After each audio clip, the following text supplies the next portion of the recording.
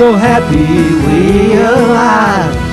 Aloha, and welcome to www.moresongs.com. Today we're here in Honolulu, Hawaii, talking with Pam Lichty, who is with us and sharing with us some of the activities that are going on here in Hawaii in terms of an organization that she's affiliated with, the Drug Policy Forum of Honolulu. And in fact, Pam, before we go any further, I want to just mention, first of all, I want to mention that this interview is a continuation of the interview I had with Pam last week, having to do with medical marijuana and other drug-related issues. And I just want to mention in today's paper, Pam, there's a big article. I don't know if you can zoom in on this or not, but it says drop bar to medical pot use. This is the Honolulu Advertiser. And the author, Joanne Jacobs, says marijuana has been scientifically shown to relieve pain, control nausea, and stimulate appetite. And then she goes on to say that marijuana, she's talking about this report that the Institute released just last week, and it's outlining, different medical conditions that marijuana may be useful for. And something I wanted to get back to what we were talking about last week is just for a second, is here in Hawaii, something we hear about peripherally in the news back home is that there's a big problem with methamphetamine, ice, that's right, as it's called out here. Mm-hmm. And would you say that's an epidemic? Well, I guess it is. An epidemic, according to what I learned in public health school, is any outbreak of disease, or in this case drug use, more than would normally be expected. So it's a little bit of a vague definition, but I guess it is.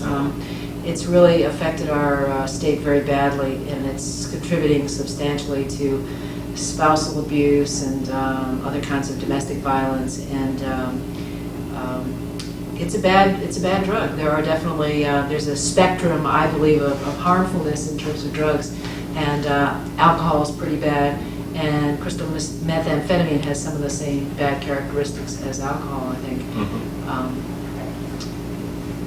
And some folks also believe that there's a link between more eradication efforts focusing on marijuana and a higher use of what we call ice. It's called ice here because it's a smokable form of crystal meth. And so when the authorities began to crack down on marijuana growing, Hawaii used to be known as a big marijuana producing state. When they began to crack down on this and the price of marijuana became very high, a lot of people just turned to smoking ice. Both things are smoked, and if your drug education is telling you all drugs are terrible, then hey, you might as well smoke this new one. And it's cheap, and it lasts a long time. Yeah, it's cheaper, it's more convenient. It doesn't smell when you smoke it, and there's, it was perceived to be equivalent to marijuana and no big deal.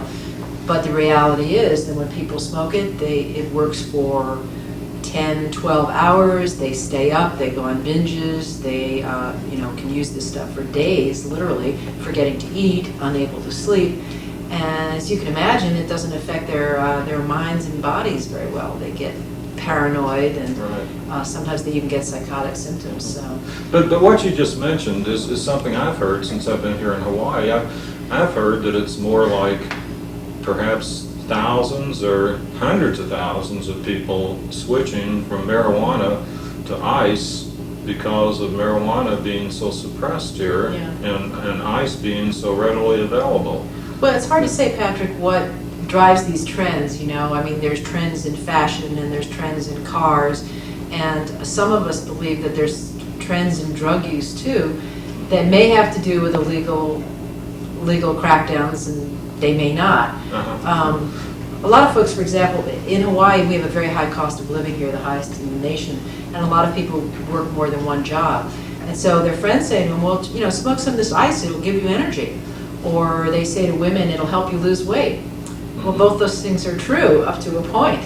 But then there comes a point when you're taking it initially to give you the energy to go to work, and at a certain point you decide, well, what's the point of going to work? I'll just keep chasing this drug, and Right. you know, Right. and that becomes a be-all and end-all. Yeah. And these women who smoke it to try to lose weight, well, they may lose weight, but they also might lose their teeth, and their skin, you know, becomes horribly disfigured. And you know, there was a very interesting study done here of ice users. It was an oral history where they did interviews with folks, and they all said initially, we liked it. We took it for all these reasons, and it was great. And then at a certain point, for every single one of them, the downside started to happen. And at that point, they were really hooked on it and had a hard time getting away from it.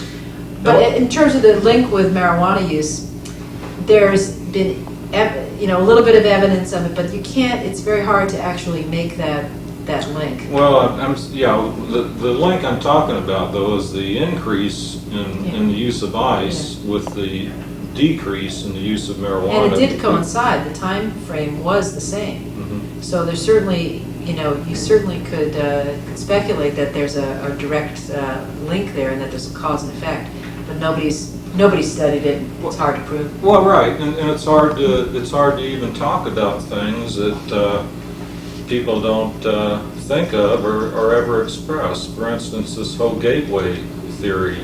You know, the one of the big impediments to people having their own experience with marijuana is this belief, which has been, you know, it's been a dogma, for the last 30 years, that the possibility of someone using marijuana and that leading to their using other drugs and becoming a drug addict.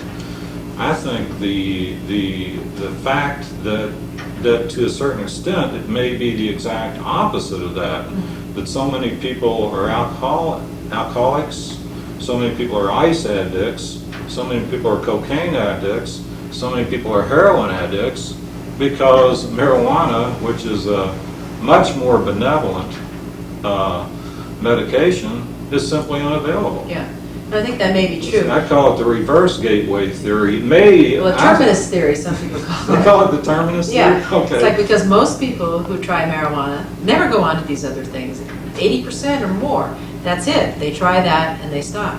But you know, you mentioned at the beginning of our interview the Institute of Medicine report, which came out on St. Patrick's Day. Right. Oh, it's St. Patrick's Day. Yes. And I'm sure that's a day close to your heart. It's my birthday. Oh, well, I knew it. Right. Anyway, one of the interesting things about that report was actually authored by the drug czar, General Barry McCaffrey. And he asked the Institute of Medicine, which is an independent, nonprofit organization, to study the scientific basis for the claim that marijuana is useful. They were not allowed to look at the legal things or political considerations at all. But he did also ask them to look into the gateway theory. And interestingly, in their report, they debunked the gateway theory. They said there's absolutely no cause and effect there. Yeah, and they also, I think it's in that article. It's like, yeah. And they also say that they don't believe that it will cause use to go up among kids if it becomes recognized as a medicine. And not mentioned in there, but NIDA, the National Institute on Drug Abuse, did a study in California. As you know, California was the first state to pass an initiative to permit the medical use of marijuana in the state. It was called Proposition 215. And 2 years after that study, the federal government went in, and they do these routine surveys of drug use among kids. They spent extra money and did an extra large sample in California because they wanted to prove that the initiative had a negative effect on kids. What they found was that the use of marijuana among teenagers in California was less than the national average. So it kind of blows out of the water the whole cause and effect thing. You know, it certainly, I wouldn't guess it reduced the use of kids, but as I said earlier, it's kind of a fashion thing. And, you know, kids are smart enough to understand that, you know, sick people are allowed to take morphine. You know, that doesn't mean that they're going to go out, run out and use it. It doesn't